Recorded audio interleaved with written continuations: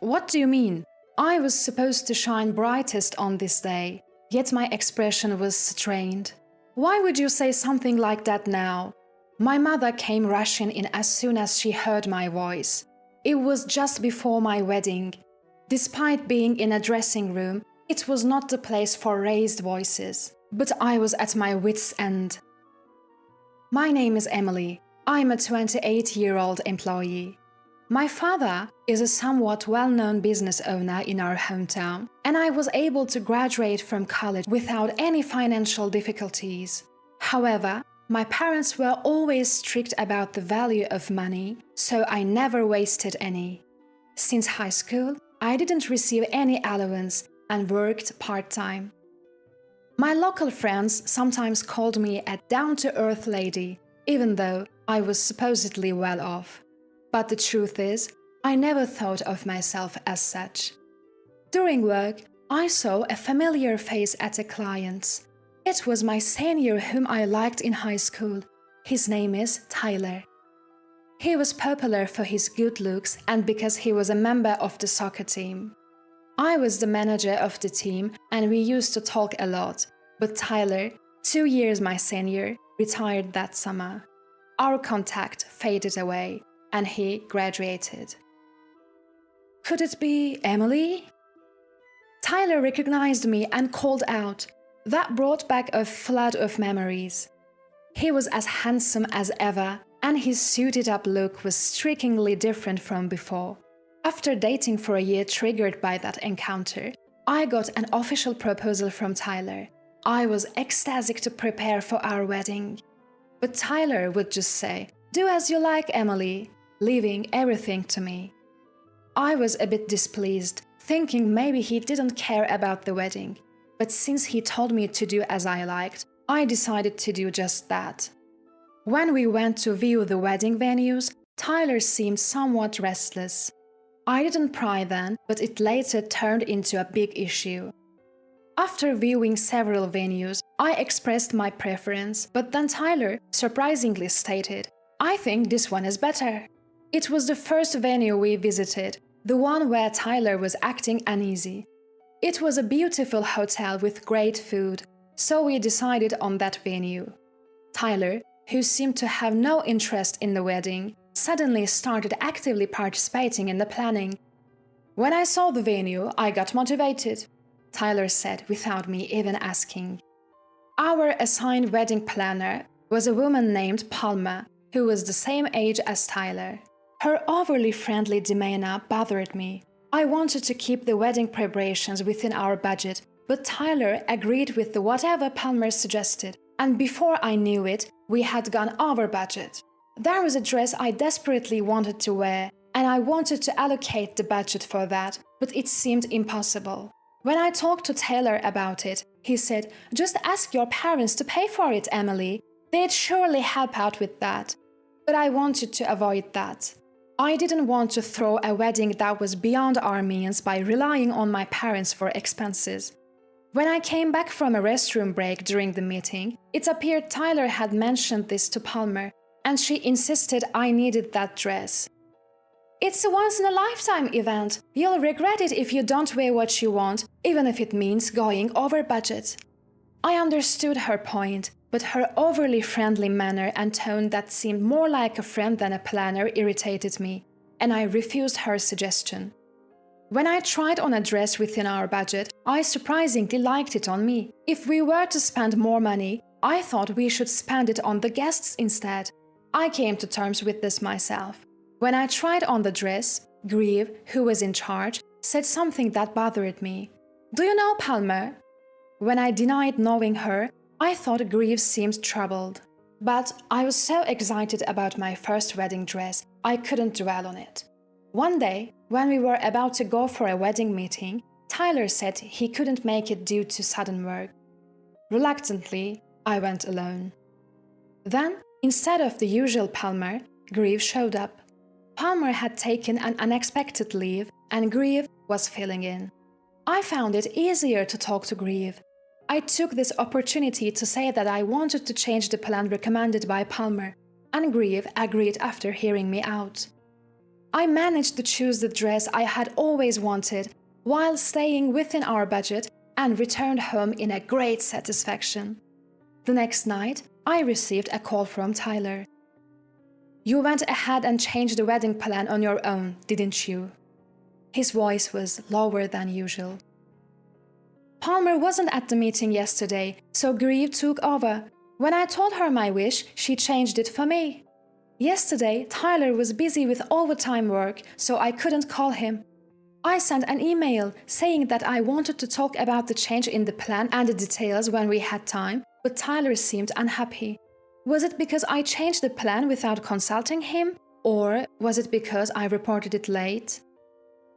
I am sorry I changed it without asking, but wasn't this the original plan?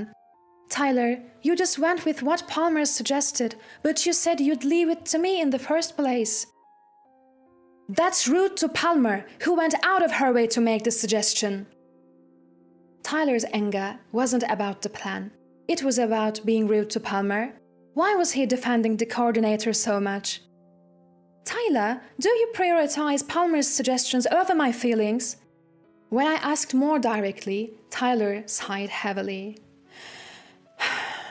"Fine, I'll apologize to Palmer."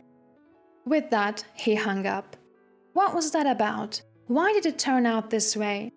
I was troubled, but I didn't want to ruin the wedding, so I apologized to Tyler the next day.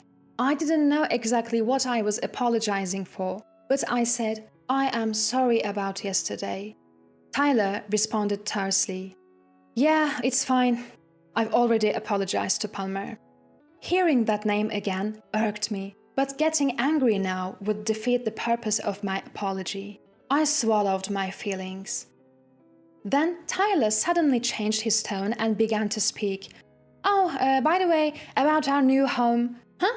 New home? Aren't we moving into your company's apartment? We planned to register our marriage a month after the wedding on my birthday. Since we could move into Tyler's company's apartment, we thought it would be cheaper and decided to move after the registration." Despite that, Tyler shook his head. "I thought about it, and living surrounded by my co-workers might be uncomfortable for you, Emily. I hadn't really thought about it, but my time at home was limited since I was also working. We had discussed maybe moving in the future, but for now our current place would do, or so we'd agreed." And then, out of nowhere, Tyler dropped a bombshell. "Hey, what if we ask your father-in-law to give us some land, and we build a house there? I'm sure he'd do at least that much for his darling daughter, right? We can put it in my name, so it'd be better if we register our marriage first, wouldn't it? That way, once we're married, we can start right away." Hold on, what? I remember thinking during our wedding preparations that Tyler was relying too much on my parents' wealth. It was time for me to put my foot down. I've told you before, I don't want a life where we depend on my parents. And asking them to give us land is completely unreasonable. Both my mom and dad are very strict about money. There is no way they'd just hand it over. Surprised by my response, Tyler lost his momentum. "I see." With a sullen expression, Tyler fell silent. Even though there was a sense of unease between us, the wedding day arrived. Until now, Tyler might have had the idea to lean on my parents because he was still single, but I believed that getting married would make him feel more grown up and responsible. With that in mind, we went ahead with the wedding. As I entered the waiting room, only Palmer was there to greet me. As soon as she saw Tyler, she left the room. Tyler followed her out.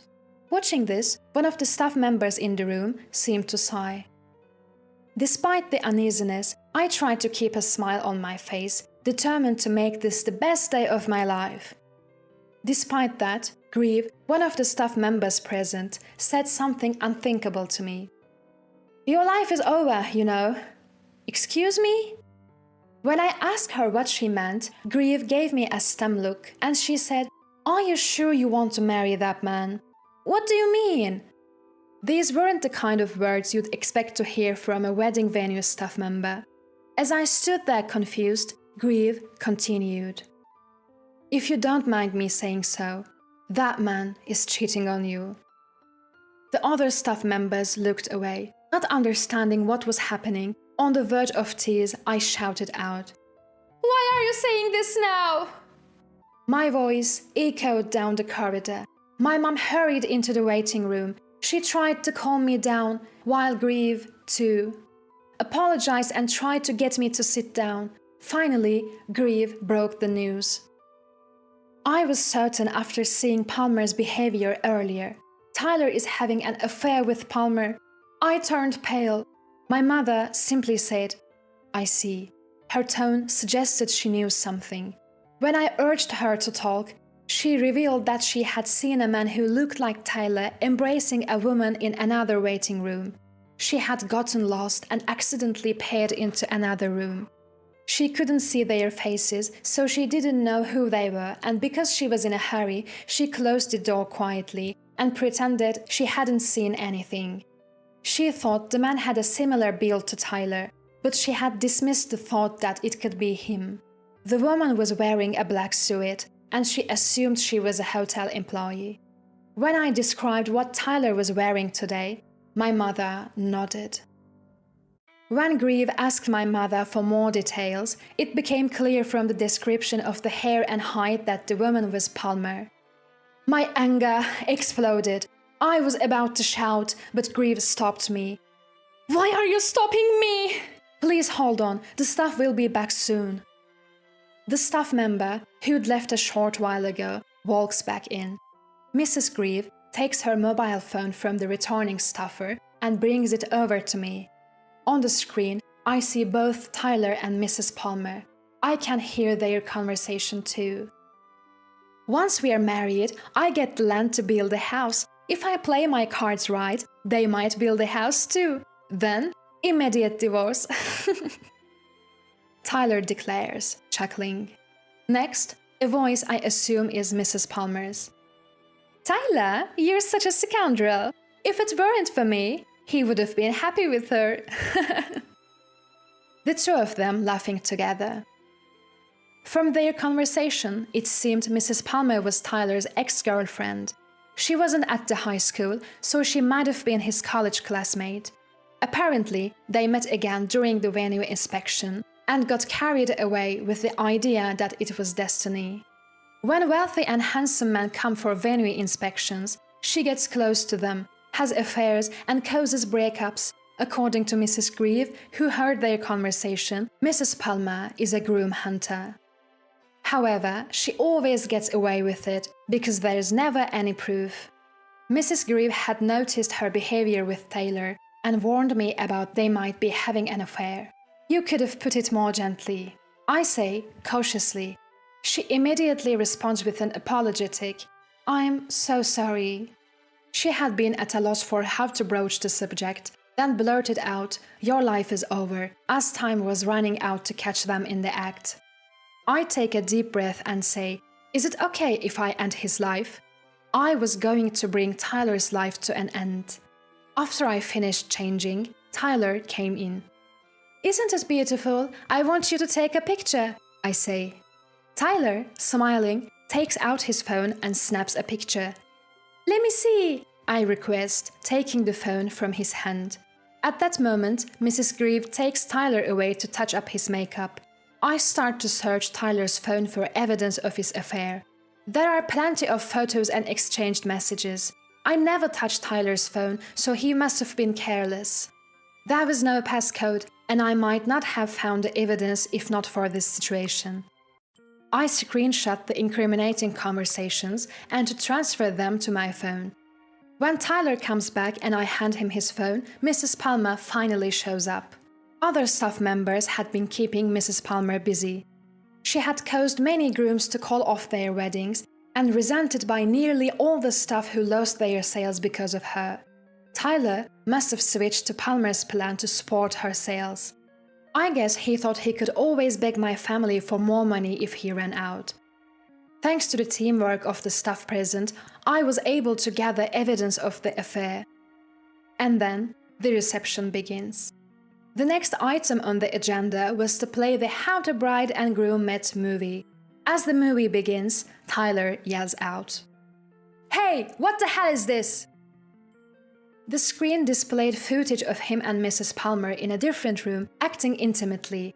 All these were evidences of his infidelity, captured by me in screenshots. A furious yet pale-faced Tyler. I saw Palmer trying to leave the venue, but she was stopped by Grieve and her staff. The hall buzzed with commotion, Tyler's college mates looking at the pair with scornful eyes. I took the microphone. "Given the circumstances, I must apologize. Everyone will return the gift cards from the party. Please enjoy the food and treat this as a dinner party." I glared at Tyler. "So, you were after my family's money all along, huh? What's this about rekindling with an ex-girlfriend who works at the venue? Isn't it odd to speak of destiny when you're the groom and she's the staff? The red thread of the fate is supposed to be severed, right?" As I said this, I was met with applause of agreement from the audience. "I'm glad we didn't complete our registration. You were about to tarnish my family register. I'm satisfied just being able to wear this dress and take pictures. I will sue you for compensation in the divorce trial for your affair, as well as the wedding expenses." Unsurprisingly, the wedding was cancelled. I returned the gift cards to my invitees. My disgruntled father, who had witnessed everything, arranged for a lawyer, and I went hard after Tyler. He had to pay every penny for his cheating, for breaking off the engagement, and for the wedding expenses. And not just Tyler, but Palmer too. After a while, I received an apology from Tyler. It was a momentary lapse in judgment. I realized that I truly love you, Emily. Please, let's reconcile. How dare he say such a thing? People like you are bound to cheat again due to such lapses. You don't love me, you love my family's money. Well, after the hefty compensation from the divorce trial, I'm fairly wealthy now. At this, Tyler's face turned red with anger. You are a failure as a wife if you can't forgive a single lapse. Seems like that was his punchline. Well, I'm not your wife, so call me a failure or whatever you like. Laughing, I hung up the phone. Word about Tyler and Palmer spread among our classmates. It even reached their bosses and co-workers, and they had to quit their jobs. They sent me emails full of their misery, but I blocked them. Palmer abused her position to use a groom's contact information for personal use. She was sued for damages by her employer, and I sued her for compensation. She lost her job and had to work at a grocery store, looking completely exhausted. This is what I heard when Grieve came to apologize. As for me, I immersed myself in work. Work is enjoyable, but now I'm looking forward to joining a marriage party to find someone I can truly marry.